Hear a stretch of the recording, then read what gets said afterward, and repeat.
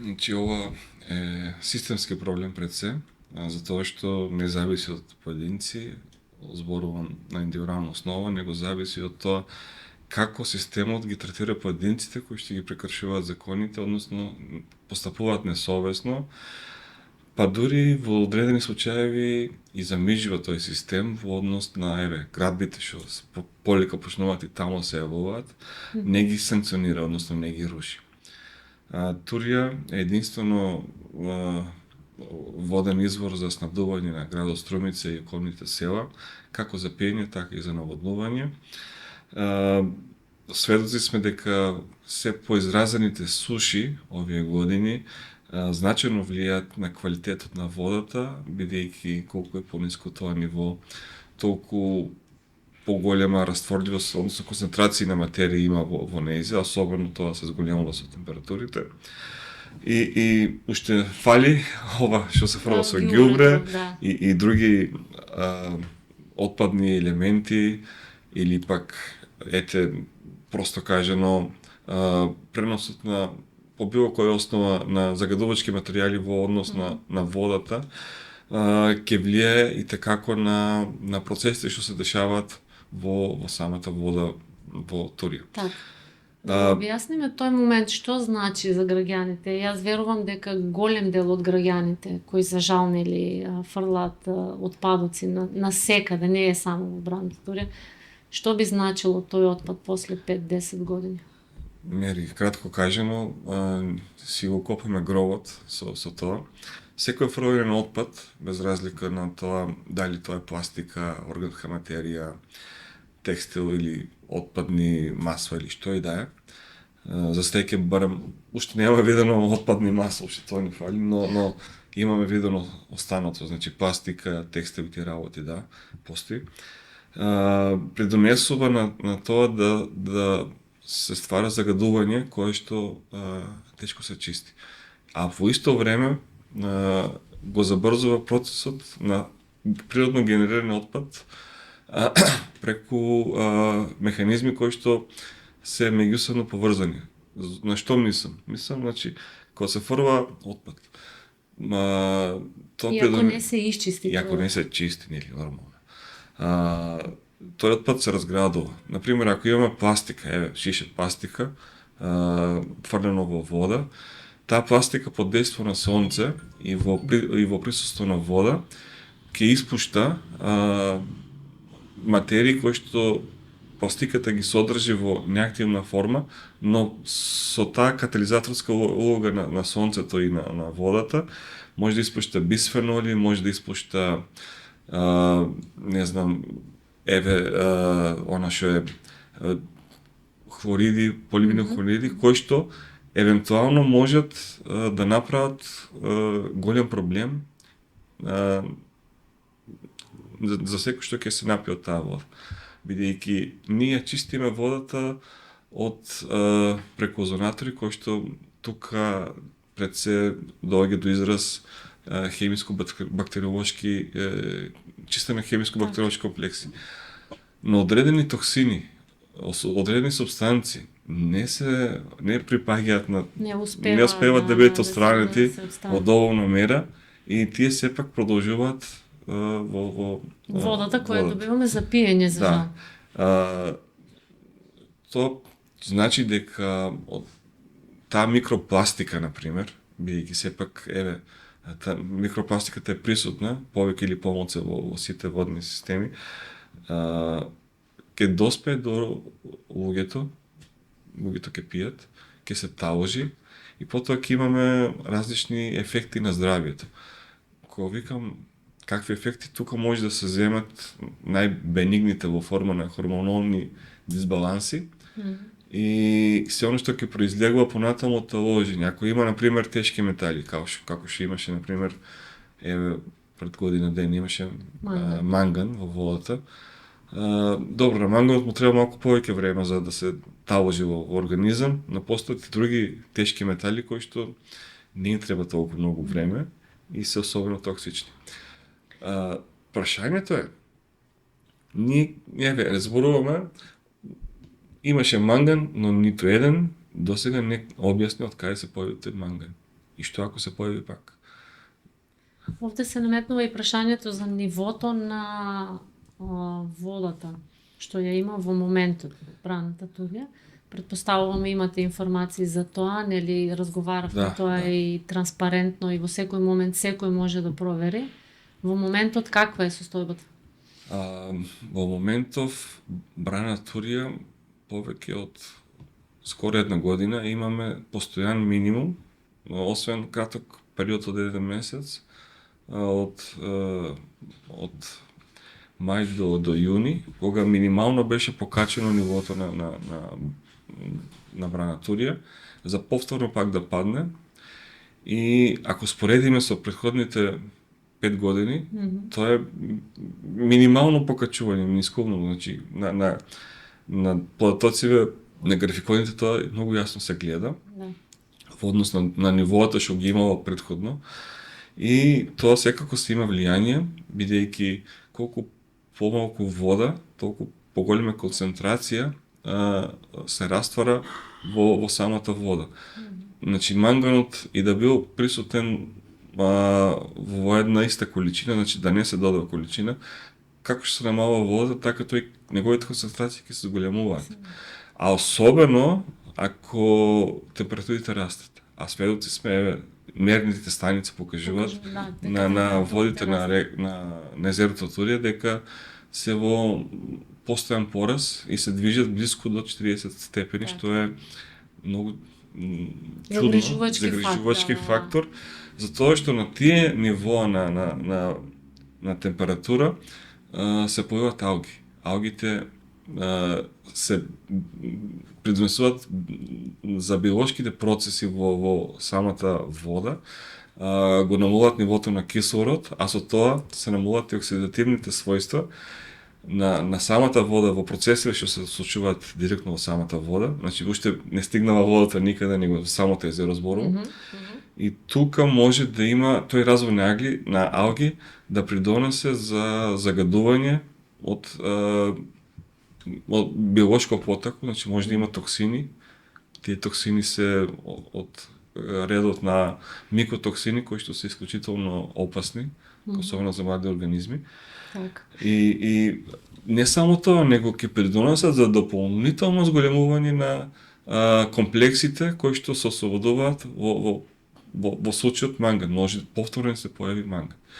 Да. Ѓорги, вака слушајки ве, сваќам дека ситуацијата е опасна, нели во моментот. Што се потенцијално случува? опасна. Да, потенцијално опасна. Колку луѓето, колку јавноста се свесни за тоа? Јас знам дека вие како активисти од здрава котлина постојано алармирате на тоа на секој можен начин, дали на Facebook, дали преку медиуми се. Но колку успевате да допрете до сите граѓани и до оние надлежни институции кои се одговорни за тоа? За жал, морам да кажам дека не сме оптимисти дека се решава само со апели, сепак за жал мора да се применат и репресивни методи во смисло на казни, бидејќи ние од апели на начин сме оперирани.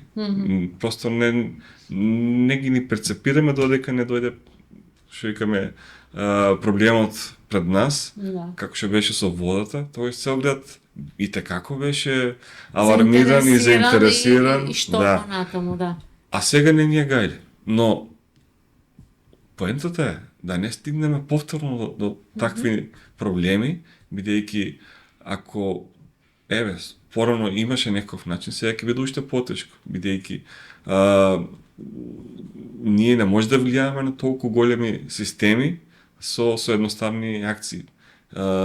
Потребно се одредени системски акции, така да кажем, постојано. Дали е доволно иницијатива од еден граѓанин само кога ќе отиде и ќе исчисти во околината? Тоа е индивидуално, секогаш на секого, нели секој од нас како индивидуалец може да направи, да го даде својот придонес во таа работа. Но проблемот е што очигледно имаме многу поединци кои што не се грижат за таа работа, па дури напротив, значи придонесуваат да има поголемо загадување и тука е оно што системот државата мора да реагира, да ги санкционира. Затоа што емпириски е покажано дека истите тие луѓе кога се во други земји, се однесуваат поинаку. Да. Се враќаат овде, се враќаат на фабричко посуду. Фрлатото. Да. Кажи ми, ја спомнавме и браната водоча Да. како алтернативно решение, доколку се створи криза во браната Турија.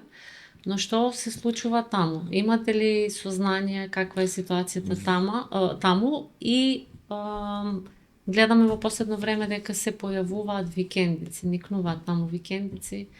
Скоро цел град има горе направено. Тоа се град од дивоградби и кои што значајно придонесуваат за деградација на водата во езеро Водоча и кои што со децении никој не ги пипа, не се санкционирани, не ги рушат. Нема како во Албанија, Еди Рама како ги руши. Ние не зависи водата од тие работи, па не реагираме. За жал, Водоча полека изумира. Значи, квалитетот на водата таму е релативно лош. Не е како на Турија, да речем. И тука апсолутно огромен придонес за тоа има единствено активностите поврзани со човекот. Значи, причините се антрополошки. Тоа е зашто ние дозволивме. Зашто ние е тешко да го кажеме, да им кажеме стоп, тешко ние да издадеме решение за рушење на сите тие градби таму. Популизам, ако така сакате. И тоа на крај сите ќе придонесе сите да имаме проблеми. Примерот лани со манганот во езерото Турија покажа дека Струмица како е ранлива на проблеми поврзани со снабдување, затоа што алтернативен извор од тој момент немаше. Предвидено беше Дали сега ќе имаме алтернативен извор ако се случи, не дај Боже ако се случи? Не, затоа што и таму од кај што зимавме вода, изворите на село Муртино и Сачево, таму во заштитна зона копаат. Ископаат таму 65.000 кубика песок, диво копање, разбирате, значи без концесија, без ништо. Пријавено е секаде, никакви реакции за ништо нема. Значи државата просто ги игнорира овие штети. Поентата ми е, да се вратам назад, езерото Водоча требаше да биде алтернатива за снабдување на градот Струмица, во случај ако заради некаква причина тој дотор на вода од езеро Турија е невозможен. Но се покаже дека ниту системот за дотор на вода постои, бидејќи моментално е уништен, значи од Водоча до филтер станицата нема конекција што работи, и второ, самиот квалитет на водата сега е ужасен таму во Турија, во Водоча, и ќе треба поинакви подготовки за третман на таа вода, што ќе доаѓа, што евентуално би дошол. Второ, мислам, трета алтернативно беше да има ископини бушотини, но и тие ги нема. Практично ние сме останати единствено и само на езерото Турија. Се останато ние... Но и таа не ја чуваме. Па гледате, значи се враќаме таму, почнуваат да имаш една-две викендички. Ама прашање на многу кратко време, бидејќи не се санкционира, кога тоа ќе стане како во Водоча. Да. Кој би бил твојот апел прво до граѓаните? Пред се знаеме дека тие се битен фактор, но и до институциите, повторно да апелираме. Кажавме дека потенцијално, алармантно, сега во моментот немаме проблем со водата за пиење официјално, но после овие фотографии сметам дека има потенцијал да се создаде повторно некој проблем, загадување или не дај Боже да немаме вода за пиење. Би сакала да дадете апел до граѓаните и до институциите? Значи, граѓаните треба се свесни дека она што постапуваат со отпадот, тоа ќе им се враќа секогаш. Ако постапуваат добро, ќе биде добро. Ако постапуваат лошо, ќе им се врати во форма на болести и проблеми.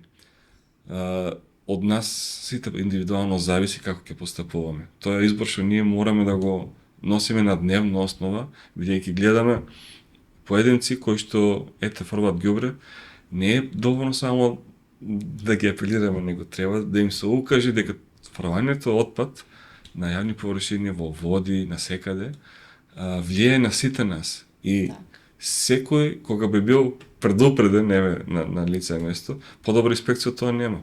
Значи, еден граѓанин да му каже на друг, зашто фрлаш ѓубре, врати го назад.